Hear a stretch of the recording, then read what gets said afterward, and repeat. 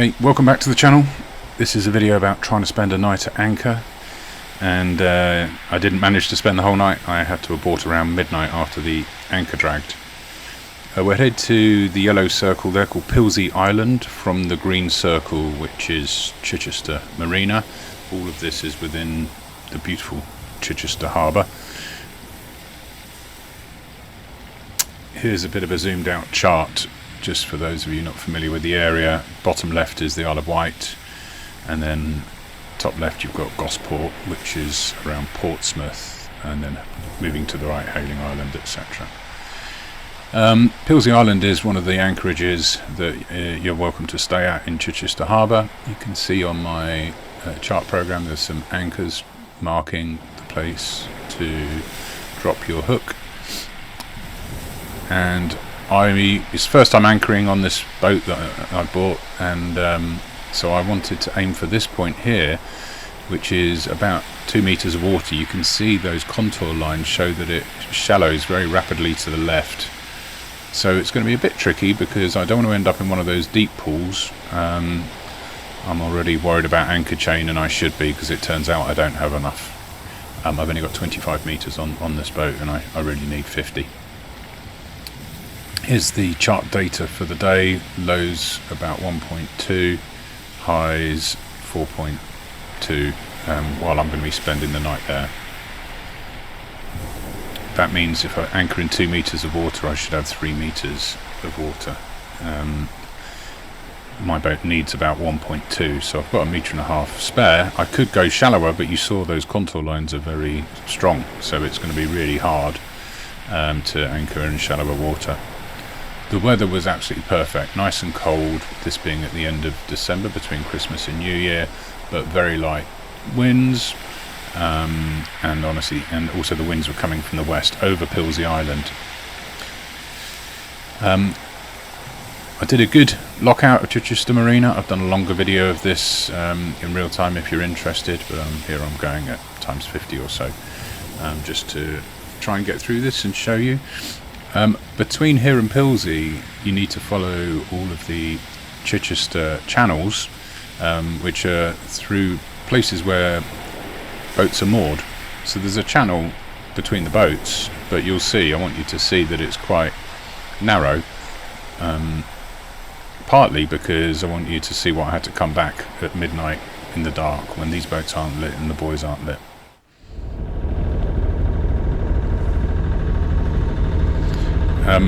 As part of showing you how narrow the channel is, there was a point coming up where a motorboat was coming towards me in the middle of the channel, and it was actually quite narrow. He didn't move. You're meant to pass. I should be on the right, my direction, he should be on the right on his direction, but instead he was in the middle. I'm just using this to show you how narrow it was. He's not doing anything wrong particularly, but I slowed down. Not in a rush today.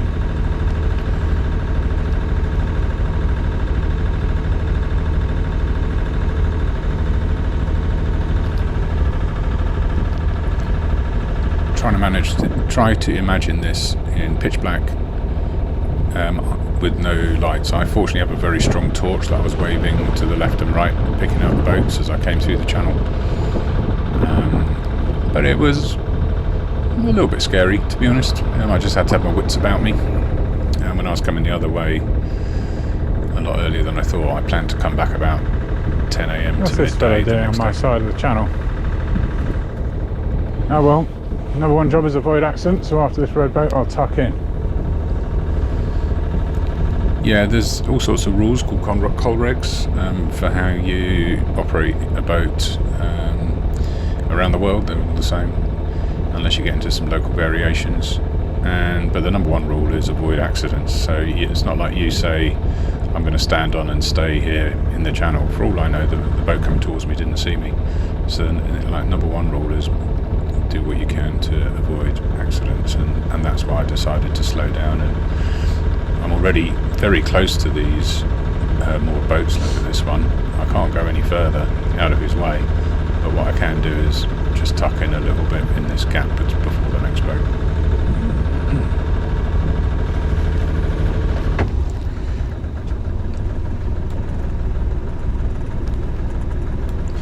the red circle shows the oncoming boat to the boat on the edge of the channel. The green is kind of that oncoming boat to the other side of the channel. I don't particularly want the boat to be identified. I'm not trying to make any specific point, other than that the channel is quite narrow, and do what you can to avoid accidents.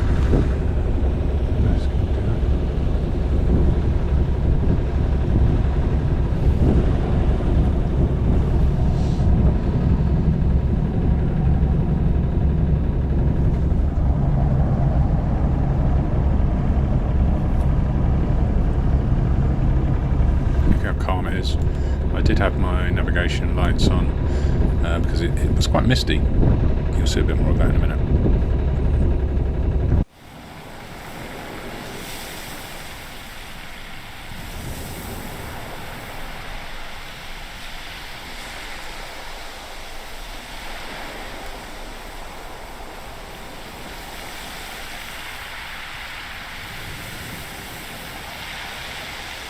Now approaching Cobner Point, which is as far as I got about a week earlier, which was my first trip out on this boat out of the marina.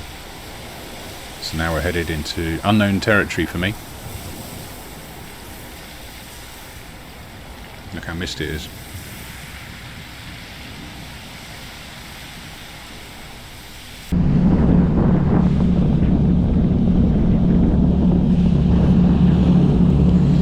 So I'm getting to the point where I need to make a turn to the right, and I saw this motorboat coming up behind me, so I slowed down actually and just let him pass.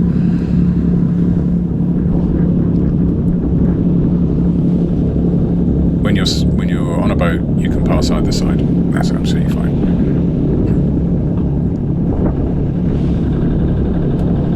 And just through the canopy there on the right hand side, you can see the South Cardinal that marks the bottom of a shallow area. When I get past that, I'm going to turn right.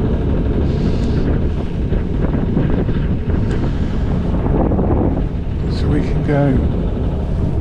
We're going over kind of where I'm pointing. So we hit around the South Cardinal.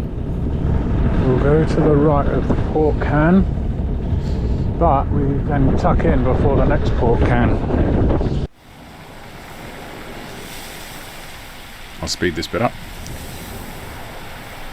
But I actually took this quite slowly. I was in a current coming from in front of the boat, and I was just wanting to kind of chug in nice and slow. There was no one else around. I had plenty of time, and position myself between these two port hand markers.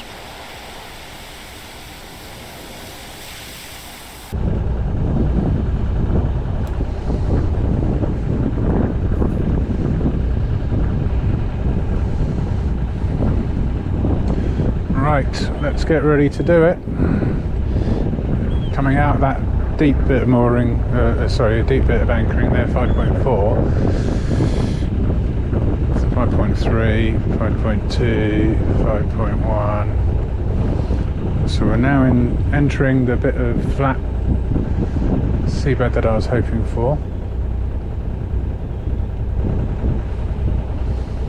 And I think it's time to drop the hook. Let's drop it here.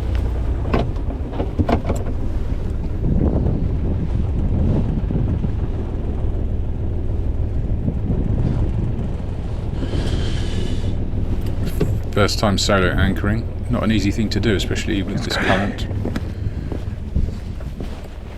Because now, all the time you, like in idle, you're starting to drift back. I'm removing this rope, which I've tied around the anchor before I started out, and that's to prevent the anchor accidentally dropping while I'm underway.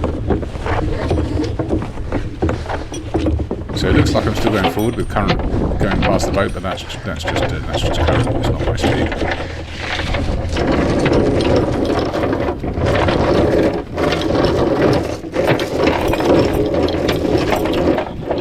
That's 5.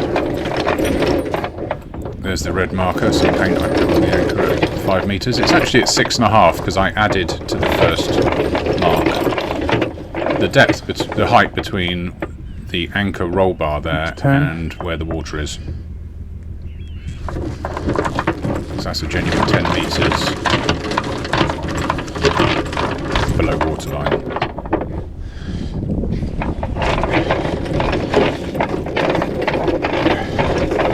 It's 15. I'm taking it slowly because it's 15. I don't want to make just a heap of chain on the bottom of the anchorage. I'm waiting for the boat to drift back a bit.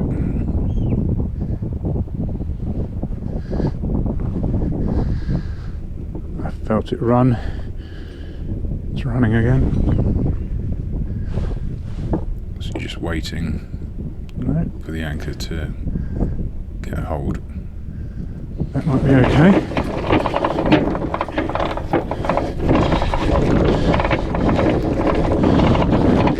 This last bit is a bit tricky because you don't want to just let all the chain out. On this boat, the chain is fixed to the boat through not a very strong eye connector. So what I've already done is passed a line through the chain, you'll see it in a minute, the white line, so that worst happens, that line takes the strain, not the little eye that you can see in the chain locker there. And then I've got this snubber, which is being made for me by a chap in Chichester Marina. A really good job he did. There's the 20 plus paint just going past. And you hook that over the chain, and the idea is that you can then pull on that blue line on the right, the snubber line, and that's what really takes the strain, and it's got a bit more flex, and it certainly doesn't put any strain from the chain to the boat directly. But I do have to now faff around a bit just to try to. I hadn't got enough chain to let the snubber out to where I wanted, so I have to actually pull in a bit, which isn't helping my chain length. Try again. I come back later and feed that snubber over that roll bar at the end there, so the boat lied better, but for now it's just coming through and onto a cleat.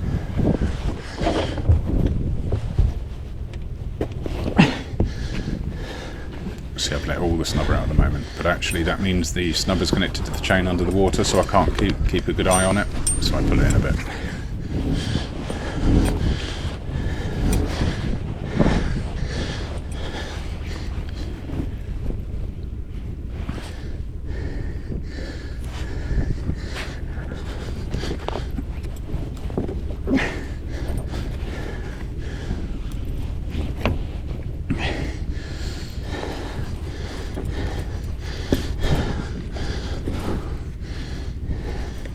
Let's get the snubber slightly out of water so I can see.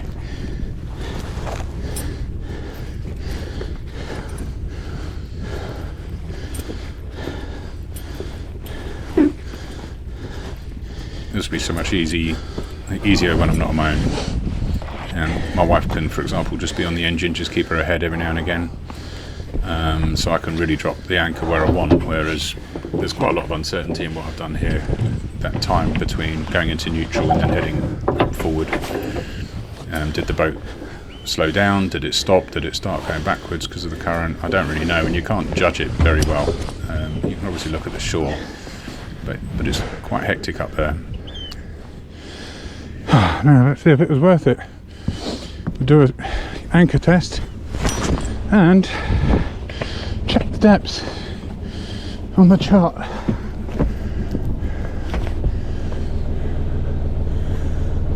So it's really hard because I dropped the anchor, I think, where it was about 2 meters below chart data. I then have to add the height of the chart tide as I understand it. Depth is 5.5. But that's where, yeah, I'm a bit surprised. 5.5, I was expecting more like 4. But then, of course, the boat has now drifted back almost 20 metres over that deeper mooring spot.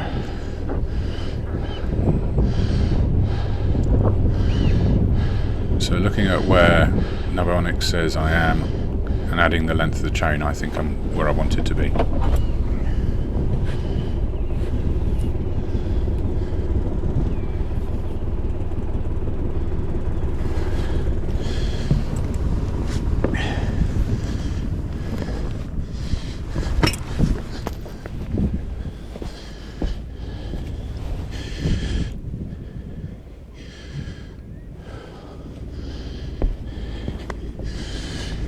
do this, we need a transit, which isn't very easy when you're on a barren island.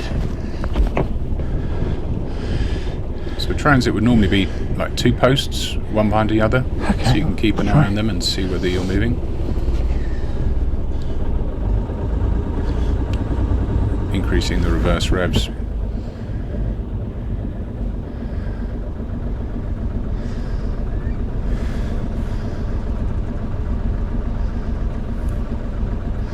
But you can do a transit on your boat. So I'm going to do a transit from one of the white bits of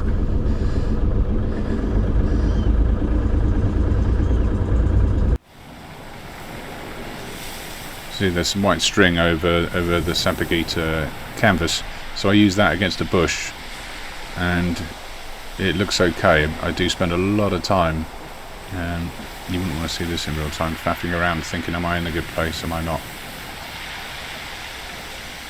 And then before turning off the engine, I want to just take a look at it, make sure I haven't had any leaks, etc., because just in case I head back in the dark, which indeed I had to do, so it's good to just do those checks before shutting it down. So we're in 2 meters of water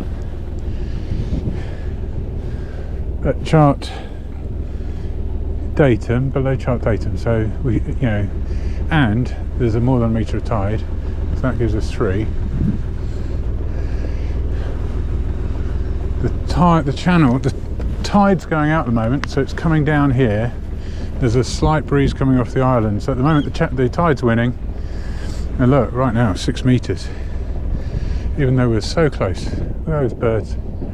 So what I think is going to happen is, and it'll happen before it gets dark, low tide is about an hour before dark, something like that. I think as the current goes down, we're going to be more influenced by that breeze and pushed out. I think there's very little chance we're going to get pushed that way and ground, but if we go aground, we go aground. But I really don't think so. We are off the channel. There's a port hand marker there, so we're out the channel. So if there are any fishing boats steaming by at night in the dark, I think we'll be all right. It's just a racing current down there, and rather handily, I've just got this bush on the shore, which is a nice way to make sure I'm not dragging. I won't be able to reach that with the torch at night, but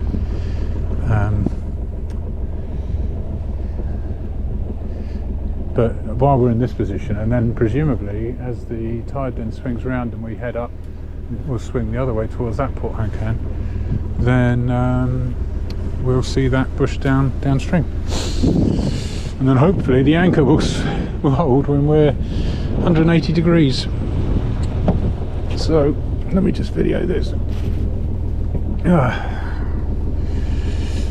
First time turning the anchor off, sending it to my wife and my dad. So I'm here off the channel. It looks like I'm very close, but actually this is 2 meters below chart datum and low tide is a metre above, so I should have 3 meters of water, and at the moment I've got 5.5. You can see I'm out the channel, and it's absolutely lovely. The water is rushing past, but the anchor's holding, so now I get to do the thing I've waited to do for a very long time.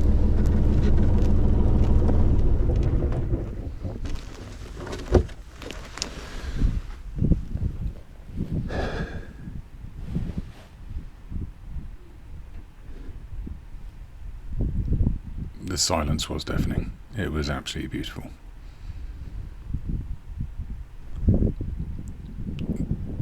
But I've been far too concerned about running aground, and I hadn't been concerned enough about how deep it could get at high tide, and did I have enough chain physically on the boat. Notice how the land is off the port side of the yacht there, and then after low tide the wind did indeed push me round as I wanted, and as the tide started coming in, the land was then on the starboard side. Half an hour since official sunset, you still see The sky's lit up, especially on the camera, more than I can see in real life, over towards the west.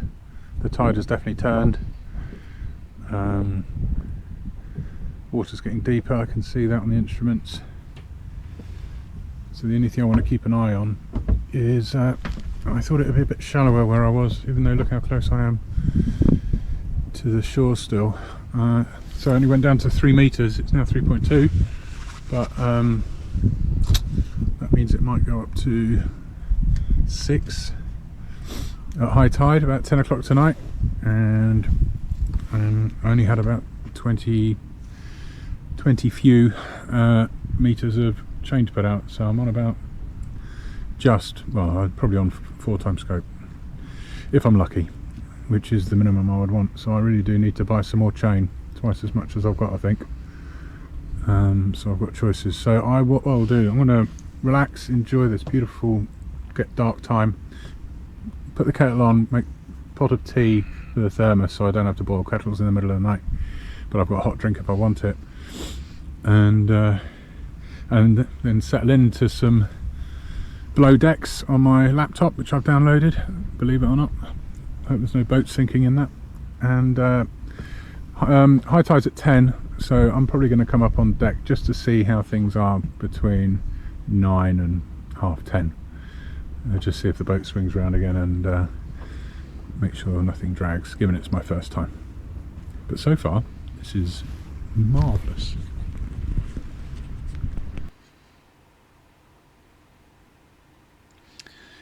So I used an app to keep an eye on the anchor, and the blue dot is where the boat was at the time I took it, but you can see a cluster of yellow. So this is after I moored, and yeah, the boat was in a pretty good place.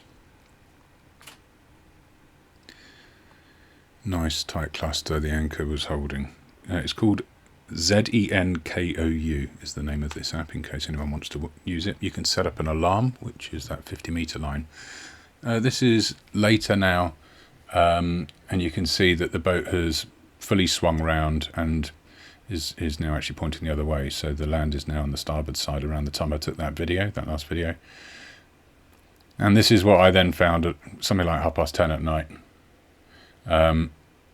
It's not good, is it? You can see that line heading off to the top right as the anchor was dragging. I could actually feel it before the alarm went off. I pulled the phone out and realised the anchor was dragging. I started the engine, put on my outer jacket, life preserver, drove the boat forward again back into where this blue dot is right now, over the drag spot, and had to think about what to do. And while I could have tried re-anchoring, I decided the safest thing was to pull up the anchor in the dark, get my bearings off the markers, the various beacons there that I'd familiarised myself with, and head back through that channel to Chichester in the dark, using a torch to be safe, and plodding along at about 3 knots speed over ground for safety.